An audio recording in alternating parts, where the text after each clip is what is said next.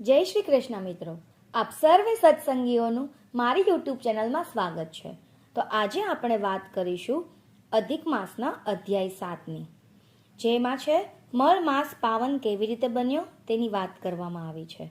કે નૈમિષારણ્યમાં એકાગ્ર ચિત્તે કથા શ્રવણ કરતા ઋષિઓ સામે જોઈને સુત પુરાણી કહેવા લાગ્યા કે હે ઋષિઓ, વૈકુંઠાધિપતિના શ્રી મુખેથી અધિક માસની વ્યથા સાંભળીને ભગવાન શ્રી કૃષ્ણ દયાની વૃષ્ટિ કરતા બોલ્યા કે હે વિષ્ણુ, આ દુઃખી જીવનું કષ્ટ નિવારવા તમે જે શ્રમ લીધો છે તેનાથી ત્રિલોકમાં તમારો યશ વધશે. જેને તમે શરણે રાખ્યો છે એને મારાથી ન તરછોડાય. વળી જેનો કોઈ સ્વામી નથી એનો સ્વામી હું છું. હું જ સૂર્ય છું, હું જ ચંદ્ર છું, હું જ અનાથનો નાથ છું. મારું નામ પુરુષોત્તમ છે. અત્યંત દુઃખી એવા આ અધિક માસને હું મારા નામ સહિત મારા તમામ ગુણોનું દાન કરું છું, જેથી આજથી આ મળ માસ પુરુષોત્તમ માસ તરીકે જગતભરમાં ઓળખાશે. વળી આ 12 મહિનાઓથી વધુ પવિત્ર, તેજસ્વી, કીર્તિવંત અને શ્રેષ્ઠ બનશે. આ માસમાં જપ, તપ, વ્રત, કથા, દાન તીર્થ કરનાર જીવ ધન સંપત્તિ અને મુક્તિને પામશે. જો કે મારી કૃપા વડે પવિત્ર બનેલા આ માસની જે કોઈ યથાવિધિ ભાવ શ્રદ્ધાથી પૂજા કરશે તેના સઘળા પાપોનો ક્ષય થશે. તો હે વિષ્ણુ, યોગીજનો સંયમ કેળવી ચોમાસામાં વૃષ્ટિ, શિયાળામાં ઠંડી અને ઉનાળામાં ગરમી સહન કરીને સતત મારા નામનું સ્મરણ કરે છે, છતાં તેઓને મારા ધામની પ્રાપ્તિ થતી નથી. પરંતુ જે જીવ આ પુરુષોત્તમ માસની પૂજા કરશે એ યોગીજનોને દુર્લભ એવું મારું ધામ પામશે. હે વિષ્ણુ, માસમાં જે મનુષ્ય વ્રત કરશે તે બધા માસના વ્રત કરતાં સહસ્ત્ર ગણું ફળ પામશે. તો હે વૈકુંઠપતિ, ચાતુર્માસ અને અન્ય કઠિન વ્રત કરનાર જીવને સ્વર્ગની પ્રાપ્તિ થાય છે, પરંતુ પુણ્યબળ સમાપ્ત થતાં એ જીવને ફરીવાર પૃથ્વી પર આવવું પડે છે. પરંતુ જે મનુષ્ય અતિ પાવન એવા પુરુષોત્તમ માસનું વ્રત કરશે તે જન્મ, મરણ, આદિ, વ્યાધિ, ઉપાધિના કષ્ટમાંથી મુક્ત થઈ સદાયના માટે મને જ પ્રાપ્ત થશે. હું આજથી એનો સ્વામી બન્યો છું. તેથી આ માસનું યથાવિધિ વ્રત પૂજન કરનાર જીવની હવે હું ચિંતા કરીશ. હે વિષ્ણુ, તમને તો વિધિવત છે જ કે મારા ભક્તો કરતાં પણ હું મારા ભક્તોના ભક્તની વિશેષ સંભાળ લઉં છું.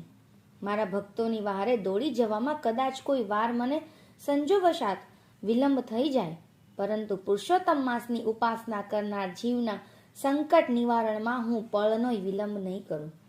હે વિષ્ણુ, એ પણ સાંભળી લો કે કદાચ કોઈ અજ્ઞાની અને મૂર્ખ જીવ આ માસમાં જપ, તપ, સંયમ, નિયમ અને દાન ધર્મ નહીં કરે તો તેને સપનામાં સ્વર્ગની પ્રાપ્તિ નહીં થાય. વળી જે કોઈ આ પાવન માસનો તિરસ્કાર કરશે તે તથા આ માસમાં ધર્માચરણ નહીં કરનારનો કુંભી પાર્ક નરકમાં વાસ થશે. હે વિષ્ણુ, મારા નામથી અત્યંત મહિમાવાન બનેલ આ માસમાં વ્રત કરનાર પુત્રહીન મનુષ્ય ઉત્તમ પુત્ર પ્રાપ્ત કરશે. દુર્ભાગી ભાગ્યવાન બનશે, દરિદ્ર સંપત્તિ પ્રાપ્ત કરશે. હે વિષ્ણુ, આજથી જગતના તમામ જીવ આ પાવન માસનું પૂજન કરશે, કારણ કે મેં એને મારું ઉત્તમ એવું તેજ આપ્યું છે. ને હવે તમે એને ખુશીથી લઈ જાઓ અને પૃથ્વી પર પાછો મોકલો. ભગવાન નારાયણ દેવની નારદને કરી રહ્યા છે. ભગવાન નારાયણ દેવર્ષિ નારદને કહી રહ્યા છે કે હે વત્સ, ભગવાન શ્રી કૃષ્ણના વચનો સાંભળીને પ્રસન્ન થયેલા વિષ્ણુ ગોલોકાધિપતિને પ્રણામ કરીને અધિક માસને સાથે લઈને વૈકુંઠમાં આવ્યા.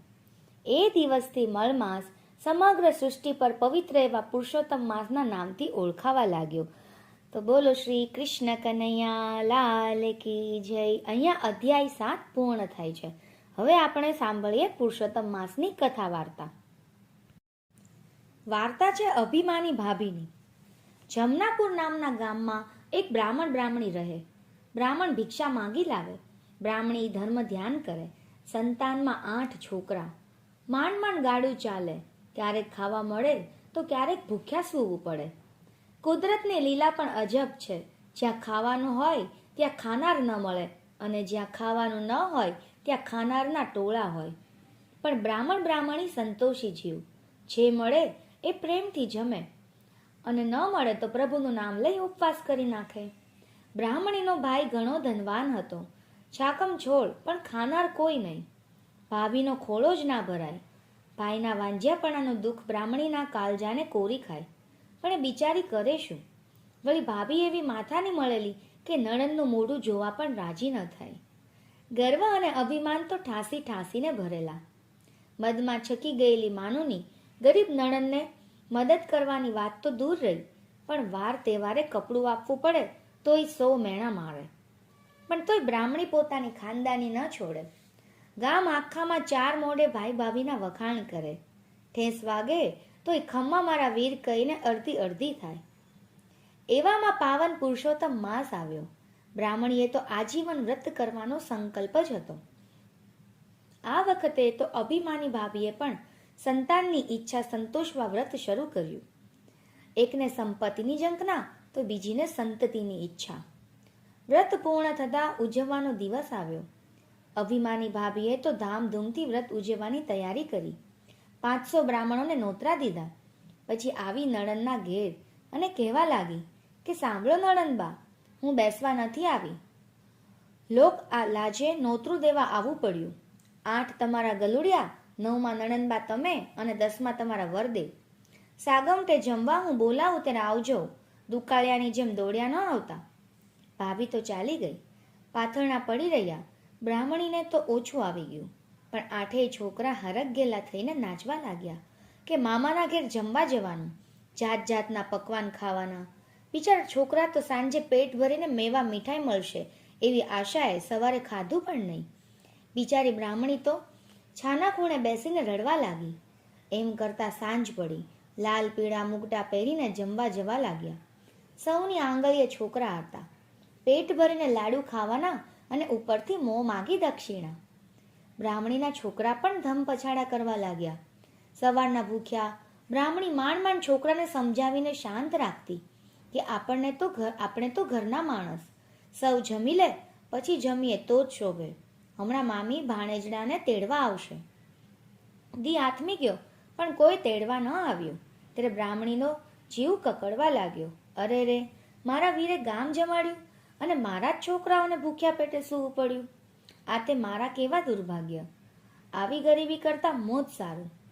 ભૂખ્યા પેટે સૂઈ ગયેલા છોકરાઓને સવારે કંઈક ટાઢું શીડું ખાવા આપવા માટે બ્રાહ્મણી ભાઈના ઘેર ગઈ.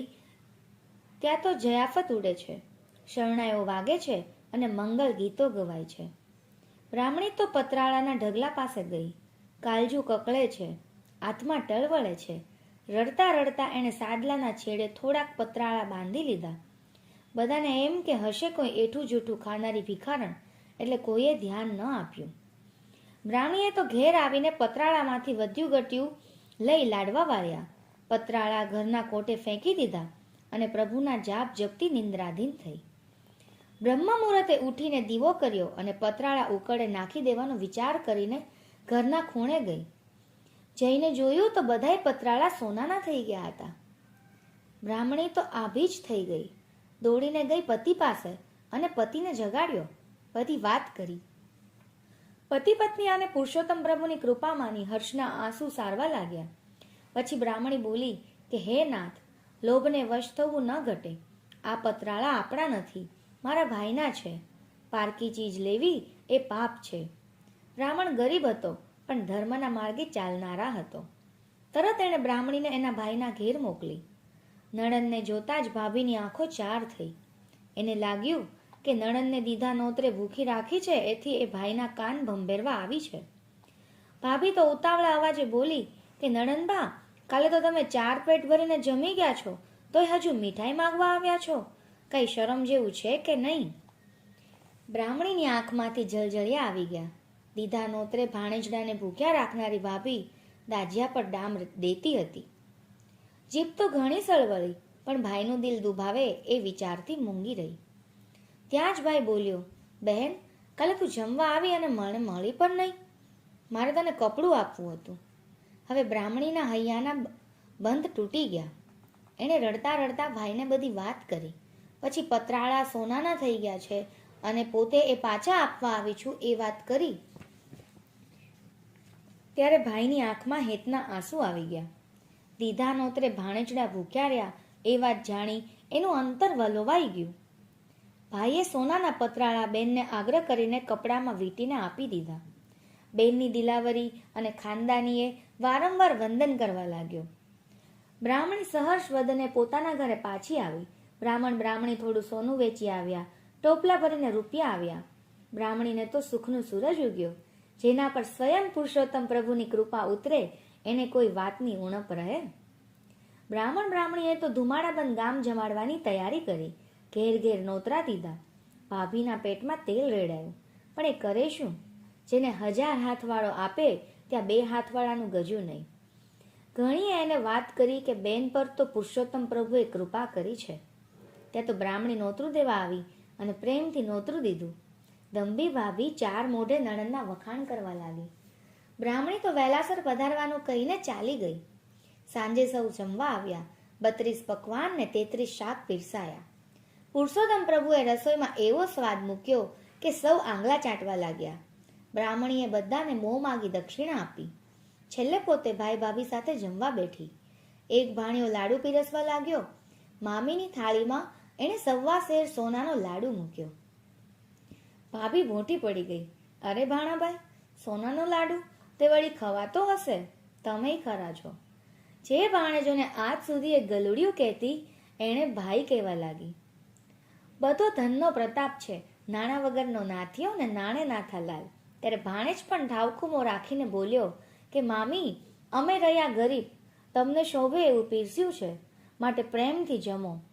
તમે અમને જે હેતથી સાગમટે જમાડ્યા છે એવું તો અમારાથી ન થાય, પણ આ તો ફૂલ નહીં ને ફૂલની પાંખડી. મામીની ભોટપનો પાર ન રહ્યો. એની આંખ ઉગડી ગઈ. આંખમાંથી પસ્તાવાના આંસુ વહેવા લાગ્યા. એ ઉઠીને નણંદ પાસે આવી અને પગે પડીને સાચા દિલથી માફી માંગવા લાગી. નણંદે એને માફ કરી દીધી. બધા સાથે જમ્યા અને સાથે રમ્યા. શ્રદ્ધા થકી જે વ્રત કરે નર હોય કે નાર, ફળ તેને લાદશે નિશ્ચય માનજો એ સાર. પૂર્ણ પુરુષોત્તમ સેવતા સફળ થાય અવતાર, સુખ સમૃદ્ધિ પામશે અભરે ભરે સંસાર. હે પુરુષોત્તમ પ્રભુ, તમે જેવા ભલી ભોળી બ્રાહ્મણીને ફળ્યા એવા તમારો વ્રત કરનાર અને વાર્તા સાંભળનાર સૌને ફળજો. બોલો પુરુષોત્તમ પ્રભુની જય. તો સર્વેને મારા જય શ્રી કૃષ્ણ. જો તમને વિડીયો સારો લાગતો હોય તો તમે પણ વાર્તાનો અધ્યાય સાંભળો અને બીજા લોકોને પણ મોકલો. જય શ્રી કૃષ્ણ.